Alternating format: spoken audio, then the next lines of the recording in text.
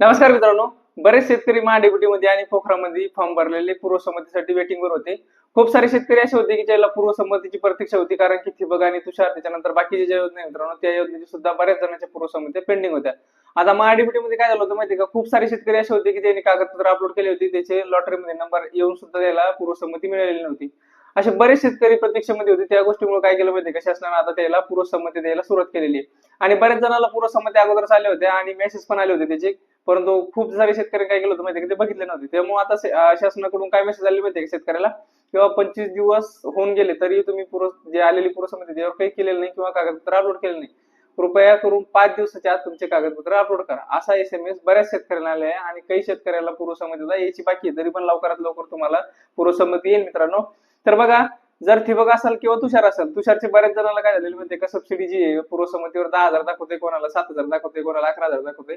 तर मित्रांनो काय माहितीये का, जर तुमच्याकडे 1 हेक्टर क्षेत्र असेल आणि तुम्ही जर 60R किंवा 40R साठी जर क्षेत्र गुंतलेलं असेल त्याच्यामध्ये तुषारसाठी, तर तुम्हाला पूर्वसंमती ही कमी दाखवणार. कारण शासनाने काय केलेलं माहितीये का, 1 हेक्टर ज्यांनी क्षेत्र भरलेलं आहे तुषारसाठी, त्यालाच काय करणार आहे शासन, 19,300 रुपये सबसिडी देणार आहे. त्यामुळे जर तुम्हाला ही कमी सबसिडी आलेली असेल आणि तुमचं गाव जर पोखरामध्ये असेल, तर तुम्ही काय करा माहिती का, तुम्हाला 19,000 सबसिडी त्या पूर्वसंमतीवर दाखवा महाडीबीटीच्या. अगर ना दाखव तरी पण तुम्ही काय करा, महाडीबीटी मधला फॉर्म कॅन्सल करा. कारण की काय होतं माहिती का, महाडीबीटी मधला जो पण अर्ज आहे मित्रांनो, तो अर्ज तुम्ही पूर्ण केल्याच्या नंतर तुम्हाला सबसिडी 1 वर्ष लागतं, कधी कधी 2 वर्ष लागतं, कधी 3-3, 4-4 वर्ष पण सबसिडी पडत नाही, कधी कधी 2-3 महिन्यात सुद्धा सबसिडी पडते.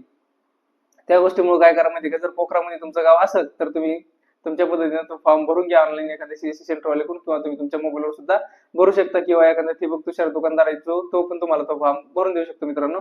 कारण की काय माहिती का, पोखरामध्ये 2 ते 3 महिन्यामध्ये तुम्हाला सबसिडी जमा होती, परंतु महाडीबीटी मध्ये खूप वेळ लागतो. आणि जे गाव महाडीबीटी मध्ये आहे आणि ते पोखरामध्ये बसलेलं नाही, तर त्या गावाने काही करायची गरज नाही, कॅन्सल करू नका, जो फॉर्म आहे तसंच राहू द्या. परंतु जर तुम्हाला कमी सबसिडी आलेली असेल आणि तुमच्याकडे 1 हेक्टर क्षेत्र असेल, तर तुम्ही तो कॅन्सल करून 19,000 साठी काय करायचं माहिती का, 1 हेक्टर क्षेत्र गुतायचे त्याच्यामध्ये. असं नाही की तुम्ही 1 हेक्टर क्षेत्र जर गुतवलं तर दुसऱ्या योजनेचा लाभ घेता येणार नाही, फक्त तुम्हाला तुषारचा डबल लाभ घेता येत नसतो किंवा ठिबकचा लाभ घेता येत नसतो त्या क्षेत्रासाठी. परंतु बाकीचे जे योजना आहे त्या योजनेसाठी तुम्हाला लाभ घेता येतो मित्रांनो. बरेच शेतकऱ्याला असं वाटतं की आपण 1 हेक्टर जर याच्यासाठी गुंतवलं तर दुसऱ्या योजनेसाठी आपल्याला लाभ घेता येणार नाही. त्यामुळे काय करायचं माहिती का, मी जसं सांगितलं तसं करा मित्रांनो. जर तुम्हाला आवडलं तर ठीक, नाही तर एखाद्या चांगल्या व्यक्तीचा पण सल्ला घ्या तुम्ही, किंवा तुमच्या कृषी अधिकाऱ्याचा सल्ला घ्या. कारण काय होतं माहिती का, कधी कधी ह्या योजना ज्या आहे मित्रांनो, 1 हेक्टर न करता ते कधी कधी क्षेत्र कमी जास्त पण होतं.